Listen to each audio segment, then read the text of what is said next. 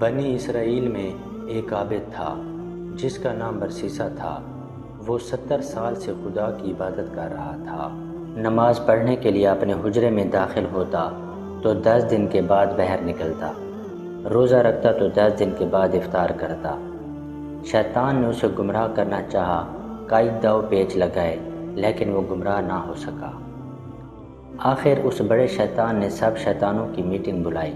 کیا تم میں سے کوئی ایسا ہے کہ جو عابد برسیسا کو گمراہ کرے اور اس کو کافر کر کے مارے؟ ایک شیطان جس کا نام ابیس تھا، اس نے کہا اس کو گمراہ کرنا ایک معمولی بات ہے۔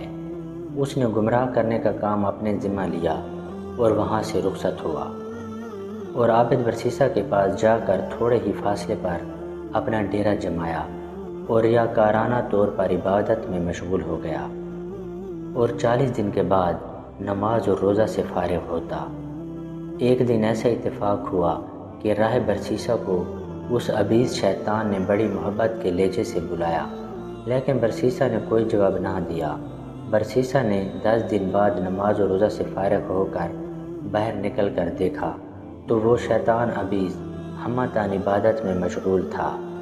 اس کے دل میں اپنے ہم جنس ہونے کے خیال سے رحم آیا اور اس کے ساتھ گفتگو کرنے لگا اور کہنے لگا، بھائی معاف فرمانا، میں عبادت میں مشغول تھا اس لیے جواب نہیں دے سکا۔ اب فرمائیے آپ کی کیا خواہش ہے؟ اس نے کہا میں آپ کے حجرے میں آپ کے ساتھ مل کر عبادت کرنا چاہتا ہوں۔ اس عابد برسیسا نے کہا کہ یہ ناممکن ہے، آپ میرے حجرے میں داخل نہیں ہو سکتے۔ پھر برسیسا اپنے حجرے میں داخل ہو کر عبادت میں مشغول ہو گیا، اس کو اندر آنے کی اجازت نہ دی۔ اس کے بعد ابیس شیطان نے بھی 40 روز عبادت میں گزار دیے۔ عابد برسیسا 10 دن کے بعد نماز روزہ سے فارغ ہو کر باہر نکلا تو دیکھا وہ شیطان ابیس ہمتاً عبادت میں مصروف ہے، تو اس کے دل میں یہ وسوسہ پیدا ہوا کہ میں نے ایسے عبادت گزار کو کیوں جواب دیا۔ آخرکار اس نے ہم جنس ہونے کی وجہ سے اپنے حجرے میں عبادت کرنے کی اجازت دے دی، اور دونوں ایک برس تک عبادت میں مشغول رہے۔ آخر عابد برسیسا نے اعتراف کیا کہ آپ عبادت میں مجھ سے بڑھ کر ہیں، اور خوب خاطر اور تواضع کی۔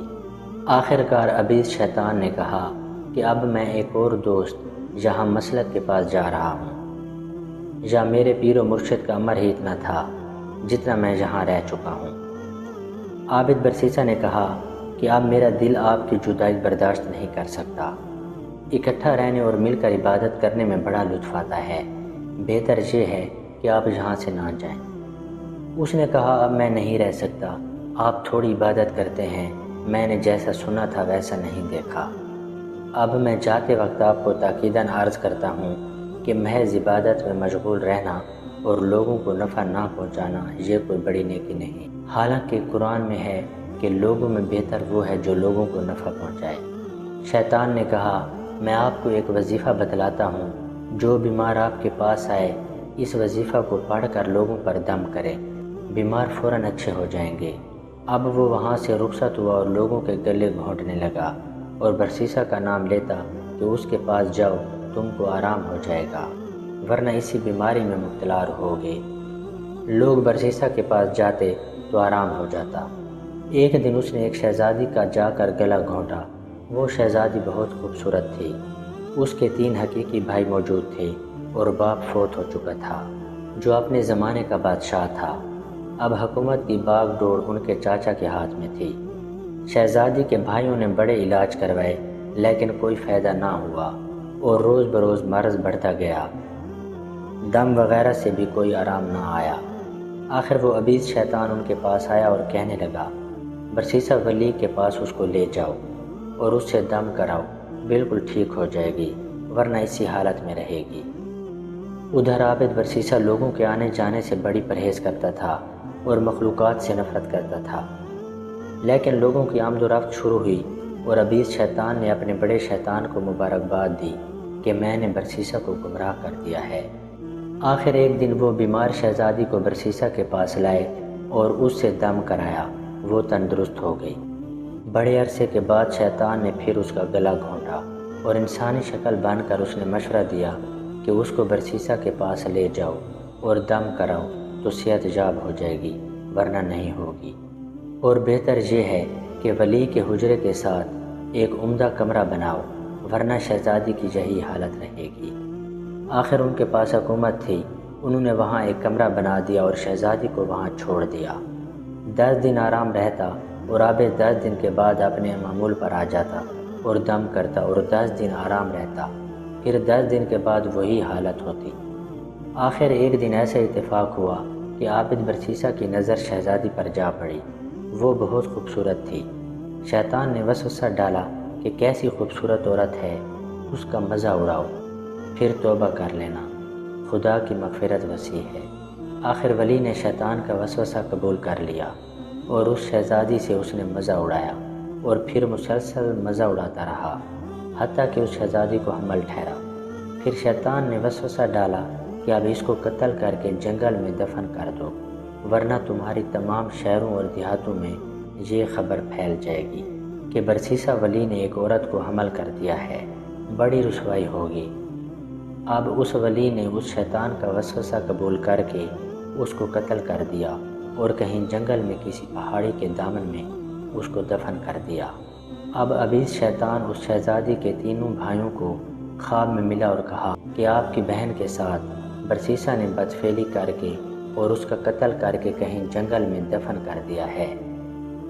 وہ آپس میں ایک دوسرے سے کہنے لگے کہ یہ خواب آیا ہے۔ آخر وہ عابد کے پاس آئے اور شہزادی کے متعلق پوچھا کہ وہ کہاں ہے۔ عابد نے کہا اس کو جن اٹھا کر لے گیا۔ انہوں نے تسلیم کر لیا اور شرمندہ ہوئے کہ ہم نے بے گناہ ولی پر تہمت لگائی۔ ادھر شیطان پھر دوبارہ شہزادی کے بھائیوں کو خواب میں ملا اور کہنے لگا فلاں ویرانے اور فلاں پہاڑ کے پاس وہ دفن ہے، پورا پتہ اور پوری نشاندہی کی۔ انہوں نے آن کر دیکھا تو سچ مچ قبر پہاڑ کے پاس ہے اور کپڑے کا ایک دامن شیطان نے دفن کرتے وقت بہہ رکھا تھا، وہ نظر آ رہا تھا۔ قبر کی پوری تفتیش کی تو میت حاملہ نکلی۔ خبر پھیلنے پر پولیس نے راہب برسیسا کے حجرہ کو گرا دیا اور خوب مارا پیٹا اور زنجیروں میں جکڑ کر عدالت کے روبرو پیش کیا۔ یہاں شیطان نے برسیسا کے دل میں وسوسہ ڈالا کہ اب عدالت میں سچ سچ بولنا، جھوٹ نہ بولنا، گناہ پر گناہ اچھا نہیں۔ چنانچہ عدالت عالیہ میں برسیسا نے سچ سچ واقعہ بیان کر دیا۔ عدالت نے پھانسی کا حکم صادر فرمایا۔ اب وہ پھانسی کے تختہ پر کھڑا ہوا تو عبیس شیطان عابد کی شکل بن کر سامنے آیا اور کہنے لگا تو نے تمام ولیوں اور بزرگوں کا بیڑا غرق کیا اور ان کی عزت خاک میں ملا دی۔ کہنے لگا میں وہی عابد ہوں جو تیرے پاس رہ چکا ہوں۔ برسیسا کہنے لگا اب کوئی بچنے کی صورت ہے یا نہیں؟ اس نے کہا مجھے سجدہ کر تو میں تجھ کو بچا لوں گا۔ برسیسا نے اس کو سجدہ کیا تو وہ کہنے لگا میں عابد نہیں، میں شیطان ہوں۔ میرا مطلب و مقصد یہی تھا کہ میں تجھ کو کافر کر کے ماروں۔ اب حکومت نے اس کو پھانسی دی اور وہ کافر ہو کر مر گیا۔